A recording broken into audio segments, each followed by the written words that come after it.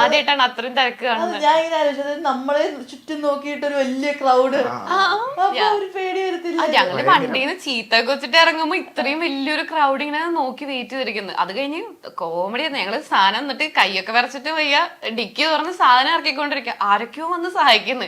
ആരൊക്കെ എന്തൊക്കെയാ കൊണ്ടുപോകണേന്ന് അറിഞ്ഞൂടാ. എല്ലാവർക്കും സഹായിക്കണം. വണ്ടിയിലുള്ള എല്ലാ സാധനം എടുത്തോണ്ടോ, അതൊക്കെ എടുത്തോണ്ടല്ലേ, എത്ര ഒന്നും വേണ്ട, കുറച്ചെടുത്തോണ്ടായി മതി.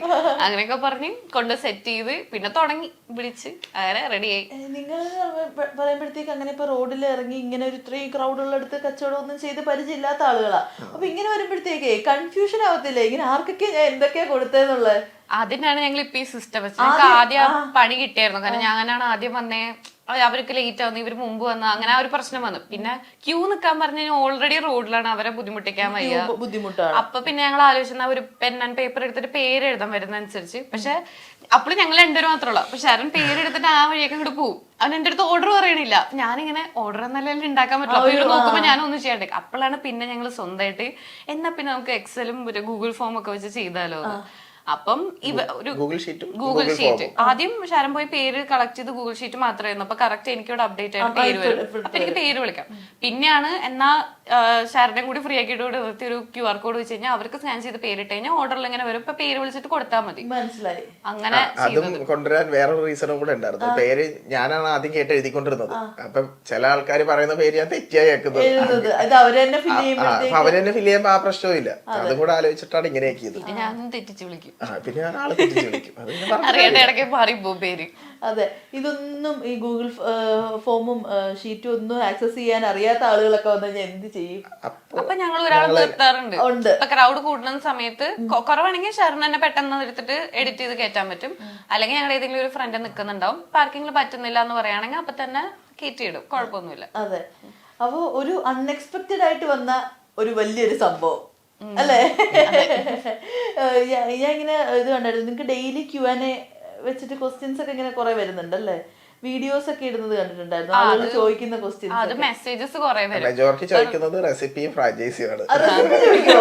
നിങ്ങളുടെ സീക്രട്ട് റെസിപ്പി അങ്ങനെ ചോദിക്കുമോ? എത്ര പേരാ ചോദിക്കുന്നത്? ഒരു ദിവസം ഞങ്ങൾ ഉറങ്ങായിരുന്നു, 8 മണിക്ക് മറ്റേ ഫോൺ അടിക്കുന്നു. അപ്പൊ ഇത് ആരാ വെച്ചിട്ട് ഫോൺ എടുത്തപ്പോ അതില് ഫ്രാഞ്ചൈസി കൊടുക്കുന്നുണ്ട്. ഇപ്പൊ ഇല്ല, ഞങ്ങള് റെഡിയായി വരുന്നേ ഉള്ളു. എന്നാ റെസിപ്പി പെട്ടെന്ന് പറഞ്ഞു. അയ്യോ അത് പറയാൻ പറ്റൂല. പറയാനത് കാര്യമായി. ഉറക്കത്തിൽ ഞാനാണെങ്കിൽ അപ്പൊ അത് പറഞ്ഞേ പോയേനെ. കറക്റ്റ് ഷെയറിനാണ് എടുത്തത്. അങ്ങനെയൊക്കെ ചോദിക്കാം. എത്ര പേര് ഒരു മെസ്സേജ് വരുമ്പോ ഒരു 80% റെസിപ്പി ചോദിച്ചിട്ടാണ്. അതെ, ഒരു പിന്നെ എപ്പോഴും ഒരുപാട് പോസിറ്റീവ് വരുന്ന സമയത്ത് എപ്പോഴെങ്കിലും കണ്ണു കടിക്കുന്ന കുറച്ച് ആളുകളൊക്കെ കാണുമല്ലോ, അങ്ങനെ എന്തെങ്കിലും ഒക്കെ കിട്ടിയിട്ടുണ്ടോ? സോഷ്യൽ മീഡിയയിൽ ഉണ്ടാവുമല്ലോ, കൂടപ്പുറപ്പല്ലേ, നെഗറ്റീവ് കമന്റ്സ് ഉണ്ടോ? ഞങ്ങൾ നോക്കാല്ലേ. ഫുഡിനെ പറ്റിയിട്ടാണെങ്കിൽ ഞങ്ങൾ നോക്കും. കാരണം ഞങ്ങൾ അത്രയും കാര്യമായിട്ട്, എനിക്ക് ക്വാളിറ്റി അത്രയും ഇമ്പോർട്ടന്റ് ആണ്. ഇപ്പൊ ഞാൻ അത്രയും അതിൽ ഫോക്കസ് ചെയ്തിട്ട് ചെയ്യാറുണ്ട്. അപ്പൊ അതിനെന്തെങ്കിലും പറഞ്ഞു കഴിഞ്ഞാൽ അയ്യോ എന്താ പറ്റി അങ്ങനെ നോക്കാറുണ്ട്. അല്ലാണ്ട് വേറൊന്നും ഞാൻ അങ്ങനെ മൈൻഡ് ചെയ്യാറില്ല. കുഴപ്പമില്ല. നിങ്ങളിപ്പോ വേറെ ഐറ്റം ഇന്റർവ്യൂസ് ചെയ്യാന്ന് പറഞ്ഞാലും ഇപ്പൊ ആൾക്ക് ഇഷ്ടപ്പെട്ട ഒരു സാധനം സെർവ് ചെയ്യുള്ളൂ. അതായത് ഇഷ്ടപ്പെട്ട സെർവ് ചെയ്യുള്ളൂ, അല്ലാണ്ട് ഇഷ്ടമല്ലാത്തൊരു സാധനം സെർവ് ചെയ്യില്ല എന്നുള്ള നിർബന്ധത്തിലാണ്. അതാണെങ്കിൽ പുതിയത് ലോഞ്ച് ചെയ്യുകയാണെങ്കിൽ ഇതേപോലെ കുറച്ച് നമ്പേഴ്സിലെ ആദ്യം കുറച്ച് നമ്പേഴ്സ്, പിന്നെ ഡിമാൻഡ് അനുസരിച്ച് കൂട്ടി മതിയല്ലോ, അല്ലെങ്കിൽ അത് വേസ്റ്റ് ആയി പോയില്ലേ. ഇതായാലും നല്ല ഫ്രഷ് ആയിട്ട് ഉണ്ടാക്കി വെക്കുന്നതായിരിക്കും എന്തായാലും. അപ്പം പിന്നെ അത് കുറെ നേരം നിന്നാലും അത് പ്രശ്നമാവും. അതുകൊണ്ട് തന്നെ അത് ഫോക്കസ് ചെയ്യും. ക്വാളിറ്റി എപ്പോഴും ഇമ്പോർട്ടന്റ് ആണ്. ഞാൻ ഷെറിന്റെ അടുത്തും പറയും, ഇപ്പൊ ബണ്ണ് ഹാർഡായി കഴിഞ്ഞാൽ ഞാൻ പറയും അത് വേണ്ട, അത് മാറ്റിക്കോ. നിങ്ങൾ അവിടെ നിൽക്കുമ്പോൾ തന്നെ കാണും ഇങ്ങനെ എടുത്ത് കുറെ എടുത്ത് ബാക്കിലോട്ട് ഇട്ടോണ്ടിരിക്കും. അത് ഹാർഡായതായിരിക്കും, സോഫ്റ്റ് ആയാലും. അത് കളയാന്ന് വെച്ച് കഴിഞ്ഞാൽ പൊട്ടയല്ല, അതിന്റെ ഇങ്ങനെ അടിയിലിരിക്കുമ്പോ ഞങ്ങള് ബ്രേക്ക്ഫാസ്റ്റ് ഒക്കെ ബണ്ണ് ബണ്ണ് വെറുത്തുപോയി. എന്നിട്ട് അടിയിൽ നിൽക്കൂലോ, ഇപ്പൊ നമ്മള് സ്റ്റോക്ക് ചെയ്ത് വെക്കുമ്പോൾ അടിയിലുള്ള സാധനം ഇങ്ങനെ ഇരുന്നു പോകുമ്പോ അത് ഹാർഡാവും കുറച്ചേരം ഇരുന്ന് കഴിഞ്ഞാൽ. അപ്പൊ പിന്നെ അത് കൊടുക്കാൻ പറ്റൂല്ലോ. അപ്പൊ അതിങ്ങനെ കുറെ എടുത്ത് മാറ്റിക്കൊണ്ടിരിക്കും. ശരിക്കും ഫ്രാഞ്ചൈസി തുടങ്ങാനായിട്ടുള്ള അങ്ങനെ അത്രയൊന്നും ആയിട്ടില്ലല്ലോ നമ്മള്. ഞങ്ങള് സത്യത്തില് ഇത് കാര്യം വെച്ചിട്ട് പോലും ഇല്ല. സത്യം പറഞ്ഞ തുടങ്ങിയിട്ടല്ലേ ഉള്ളൂ. സാധനം ട്രൈ ചെയ്യാൻ വന്നു, ഇത് പഠിച്ചു വരുന്നേ ഉള്ളൂ. ഓരോ ദിവസം പുതിയതായിട്ട് പഠിച്ചുകൊണ്ടിരിക്കുകയാണ്. ഇപ്പം ഈ ഓർഡർ എടുക്കുന്ന സിസ്റ്റം ബൾക്കായിട്ട് ഉണ്ടാക്കുമ്പോ എങ്ങനെയാണ് ഞാൻ തന്നെ ഉണ്ടാക്കുന്നത്. എനിക്ക് കുറച്ച് ഷെഫൊന്നും ഇല്ല. അപ്പൊ ഇത്രയും ക്വാണ്ടിറ്റിയിൽ ഉണ്ടാക്കുമ്പോൾ എനിക്ക് ഭയങ്കര പേടി. എല്ലാ ദിവസവും ഒരേ ടേസ്റ്റിൽ തന്നെ വരണം. അതൊരു സംഭവമല്ലേ, എല്ലാ ദിവസവും നമ്മള് കുഞ്ഞു ക്വാണ്ടിറ്റി ഉണ്ടാക്കുന്നതിനേക്കാളും ഇത്ര വലിയതായിട്ടുള്ള ഒരു ക്വാണ്ടിറ്റി ഒക്കെ ഉണ്ടാക്കുമ്പോ എല്ലാ ദിവസവും ഒരേ ടേസ്റ്റ്.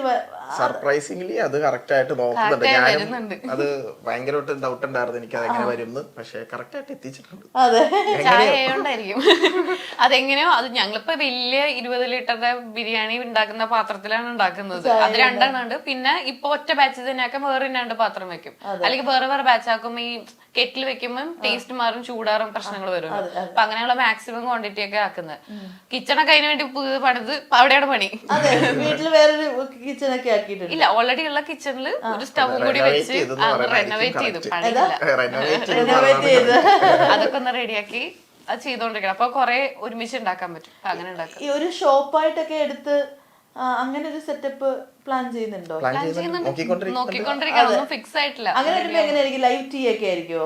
പിന്നെ ലൈവ് ആയിട്ട് കൊടുക്കും, നല്ല ഫ്രഷ് ആയിട്ട്. കുറെ പേർക്ക് ഈ പ്ലാസ്റ്റിക് അല്ല പേപ്പർ കപ്പ് ഉപയോഗിക്കുന്നതിനോട് വലിയ താല്പര്യമില്ല. ഇല്ല, നമ്മുടെ ഗ്ലാസ്. എനിക്ക് പേഴ്സണലി ഗ്ലാസ് തന്നെയാണ് ഇഷ്ടം. എനിക്ക് ഇഷ്ടപ്പെട്ട ഇങ്ങനെ ഇരിക്കുന്ന ഗ്ലാസ്സിൽ. ഇവിടെ ഇങ്ങനെ ആകുമ്പോ നമുക്കത് പോസിബിൾ അല്ലല്ലോ, ഇത്രയും ആള്. ഈ വേസ്റ്റ് മാനേജ്മെന്റ് ഒക്കെ എങ്ങനെയാ? അപ്പൊ വേസ്റ്റ് മാനേജ്മെന്റ് ഞങ്ങൾ പെറുക്കും. വേസ്റ്റ് ബിൻ വെച്ചിട്ടുണ്ട്, പക്ഷെ കുറെ എന്നാലും ഇപ്പൊ ചിലപ്പോ ഞങ്ങൾ നോക്കാണ്ടിരിക്കുന്ന സമയത്ത് അത് ഫുൾ ആയി കഴിഞ്ഞാൽ ഞങ്ങളുടെ പ്രശ്നമാണ്. പക്ഷെ അത് ഞങ്ങൾക്ക് ശ്രദ്ധിക്കാൻ പറ്റുള്ളൂ ഈ തിരക്കിന്റെ ഇടയ്ക്ക്. അപ്പൊ അത് പുറത്തൊക്കെ ഇട്ട് വെക്കും. അല്ലാത്ത സമയത്ത് അല്ലാണ്ട് അവര് അവിടെ ഇവിടെ ഒക്കെ പോയിരുന്ന് കഴിക്കും, അവരവിടെ വെച്ചിട്ട് പോകും. അങ്ങനെ വഴി മൊത്തം ഒരു 100 മീറ്റർ ചുറ്റളവിൽ ഞങ്ങൾ ഒന്ന് പോയി ജസ്റ്റ് ഒന്ന് നോക്കും, എവിടെയൊക്കെ ഉണ്ടെങ്കിൽ അത് പെറുക്കിയിട്ടാണ് പോകുന്നത്. ക്ലോസ് ചെയ്യുമ്പോൾ അതാണ് പരിപാടി. എല്ലാം ക്ലോസ് ചെയ്ത് വണ്ടി കയറ്റിയ 2 ഗ്ലൗസും പെറുക്കാൻ നടക്കും. എല്ലാം പെറുക്കാൻ നടക്കും. ഈ ഫസ്റ്റ് ഡേ ഞാൻ പറഞ്ഞില്ലേ വലിയൊരു ക്രൗഡ് വന്ന ദിവസം ഇല്ലേ, അപ്പൊ അങ്ങനെ ഒരു ക്രൗഡ് വന്നപ്പോഴത്തേക്ക് നിങ്ങൾ ഒന്ന് പാനിക് ആയല്ലോ, എങ്ങനെ ഒരു സിറ്റുവേഷൻ എങ്ങനെ മാനേജ് ചെയ്യുമെന്ന്. അപ്പൊ ഈ വേസ്റ്റും ഇതൊക്കെ വന്നപ്പോഴത്തേക്ക് എന്തായിരുന്നു ആ ഒരു ഫുൾ മറ്റേ ഇതായിപ്പോയി, ഒരു കൺഫ്യൂസ്ഡ് ആയോ എന്ത് ചെയ്യും? വേസ്റ്റ് ഞങ്ങൾ ആ സമയത്ത് ഞങ്ങൾ ആലോചിച്ചല്ലോ, പക്ഷെ അച്ഛൻ ആലോചിച്ചായിരുന്നു. അച്ഛൻ അവിടെ ഉണ്ടായിരുന്നു. അപ്പൊ ആൾക്കാരെ ഇങ്ങനെ ഗ്ലാസ് പിടിച്ചിങ്ങനെ എന്ത് ചെയ്യുന്ന വിചാരിച്ചു. അച്ഛന് വിടിട്ടോളാൻ പറഞ്ഞു. അച്ഛൻ അവസാനം ഒരു സ്ഥലത്ത് ഇടാൻ പറഞ്ഞു. എന്നിട്ട് പിന്നെ ഞങ്ങൾ ലാസ്റ്റ് എല്ലാം എടുത്തിട്ട് പെറുക്കി. അച്ഛനെ നോക്കിയോണ്ട് നന്നായി. ഞങ്ങൾക്ക് ആ സമയത്ത് ആ ടെൻഷനിൽ അതൊന്നും നോക്കാൻ പറ്റിയില്ല. കാരണം ഉണ്ടോ മറ്റേ എന്താ പറയാ, മണ്ണുണ്ടോ ക്രീമുണ്ടോ ഇതൊക്കെയാണ് ആലോചിക്കുന്ന ആ സമയത്ത്. വേറൊന്നും ആലോചിക്കാൻ പറ്റിയില്ല. അങ്ങനെ പോയി. ഈ ഞാൻ കമന്റ്സ് നോക്കിയപ്പോഴത്തേക്ക് സെലിബ്രിറ്റീസ് ആയിട്ടൊക്കെ ഉള്ളവരൊക്കെ ഒത്തിരി കമന്റ്സ് ഒക്കെ ഇടുന്നുണ്ട്. അയ്യോ നിങ്ങൾ ഇന്ന് അവിടെ ഇല്ലേ, ഞാൻ വരാനിരിക്കുകയാണ് അല്ലെ, ഒരുപാട് പേര് ഇങ്ങനെ കമന്റ്സ് ഇടുന്നു. അത് കറക്റ്റാ ക്ലോസ് ചെയ്ത് എന്റെ അടുത്ത ദിവസം കമന്റ് ഇട്ടു. അപ്പൊ ഞാൻ അയ്യോ കൊടുക്കാൻ പറ്റിയില്ലല്ലോ. അതെ, അങ്ങനെ ഏതെങ്കിലും സെലിബ്രിറ്റീസ് ഒക്കെ പേഴ്സണലി മെസ്സേജ് ഒക്കെ അയച്ചിട്ടുണ്ടോ? സിത്താര സിംഗർ അത് ഞങ്ങൾ ഒട്ടും വിചാരിച്ചില്ല. കാരണം ഫോളോ ചെയ്യുന്നുണ്ട് പറഞ്ഞപ്പോ ബ്ലൂടിക്ക് ഉണ്ട്. അപ്പൊ ഇങ്ങനെ ശരങ്ങനെ കാണിച്ചത് സിത്താര ഫോളോ ചെയ്യണം, അത് വേറെ ഏതെങ്കിലും സിത്താര എനിക്ക് ഫോളോന്ന് പറഞ്ഞു. അത് കഴിഞ്ഞിട്ട് മെസ്സേജ് വന്നപ്പോഴും ഷാരൻ ഇതേപോലെ തന്നെ സിത്താര മാം മെസ്സേജ് അയച്ചിട്ടുണ്ട്. അപ്പൊ ഞാൻ പോടത് എന്നിട്ട് കറക്റ്റ് ആ പേജ് എടുത്തു നോക്കിയപ്പോ കറക്റ്റ് അതിന് അയ്യോ ശരിക്കും. എന്നിട്ട് അടിപൊളിയായിട്ടുണ്ട്, നിങ്ങൾ ഇപ്പൊ ഒരു ദിവസം എന്തായാലും ചായ കുടിക്കാൻ വരാന്ന് പറഞ്ഞ് മെസ്സേജ് അയച്ചായിരുന്നു. ഞങ്ങൾ എക്സ്പെക്ട് ചെയ്യുന്നുണ്ട് പെട്ടെന്ന് തരണം. ശരിക്കും പറഞ്ഞാല് ഇങ്ങനെ ആരൊക്കെ വന്നു പോകുന്നതൊന്നും കാണാൻ പോലും പറ്റൂലല്ലോ. ഞാൻ വീഡിയോ ഒക്കെ കണ്ടപ്പോഴത്തേക്ക് ഒന്നും നോക്കാൻ പോലും പറ്റുന്നില്ല. ഇങ്ങനെ ചെയ്തോണ്ടിരിക്കല്ലേ, ആരാ വരുന്നത് ആരാ പോകുന്നത്. നിങ്ങൾ അറിയാണ്ടൊക്കെ ആരെങ്കിലൊക്കെ വന്നിട്ട് പോയിട്ടുണ്ടോ പോലും അറിയില്ലല്ലോ. കൊടുക്കുമ്പോ കാണും. ഞാൻ ഇങ്ങനെ ചെയ്തിട്ട് കൊടുക്കുമ്പോ എനിക്ക് മറ്റേ സിസ്റ്റം പോലെയാണ്. അമ്പാരി ഇത് ഓഫ് ആക്കുന്ന ഇടയ്ക്ക് ശരം പറയും. ചായയിൽ മുക്കി കഴിക്കണം, കഴിച്ചിട്ട് എങ്ങനെയുണ്ടോ പറയണേ ഇവിടെ എല്ലാരുടെ അടുത്തും പറയും. ഒരാളോട് ഫസ്റ്റ് വന്ന് നിൽക്കുന്ന ആളോട് ഇത് പറയും. അപ്പൊ എല്ലാരും ഇത് കേൾക്കുന്നുണ്ട്, എന്നാലും നെക്സ്റ്റ് വന്ന ആളോട് ഇത് പറഞ്ഞോണ്ടിരിക്കും. എനിക്ക് അഭിപ്രായം കേൾക്കാൻ ഭയങ്കര ഇഷ്ടമാണ്. അപ്പൊ ഞാനത് കൊടുക്കും. പിന്നെ ചിലര് 2-3 പ്രാവശ്യം ഇതേപോലെ മുക്കി കഴിക്കാണ്ട് ഞങ്ങൾ വേറൊരാളടുത്ത് പറയുമ്പോൾ അവര് ചോദിക്കും ഇത് മുക്കി കഴിക്കണായിരുന്നു പറഞ്ഞില്ലല്ലോ. കഴിച്ചിട്ട് ചായ സിപ്പ് ചെയ്യുന്നവരുണ്ട് അല്ലേ? അപ്പം വേറെ ആയിട്ട് കഴിക്കും. പക്ഷെ വേറെ ആയിട്ട് കഴിക്കുന്ന ഇഷ്ടപ്പെടുന്ന ടീമുണ്ട്.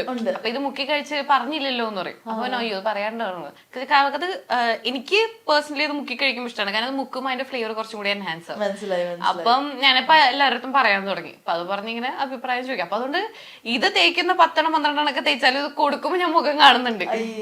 അയ്യോ പറഞ്ഞു കൊതിപ്പിക്കുമല്ലോ. നിങ്ങൾക്ക് 2 ബന്നെടുത്തിട്ട് വന്നുകൂടായിരുന്നോ? ഇന്ന് കറക്റ്റ് മൺഡേ ആയിപ്പോയി. എവിടെ ആയിരിക്കും നെക്സ്റ്റ് ഡേയ്സിൽ? എവിടെ ആയിരിക്കും ലൊക്കേഷൻ? നെക്സ്റ്റ് ഡേ ഇന്നൊന്ന് ഫിക്സ് ചെയ്യാനുണ്ട്. ഇന്നൊന്ന് പോയി കണ്ട് സ്പേസ് ഓക്കെ ആണ്, ബ്ലോക്ക് ആവില്ല എന്നൊക്കെ ഉറപ്പായിട്ട് ഞങ്ങൾ എന്തായാലും ഞാൻ എന്തായാലും വരും. വരണം.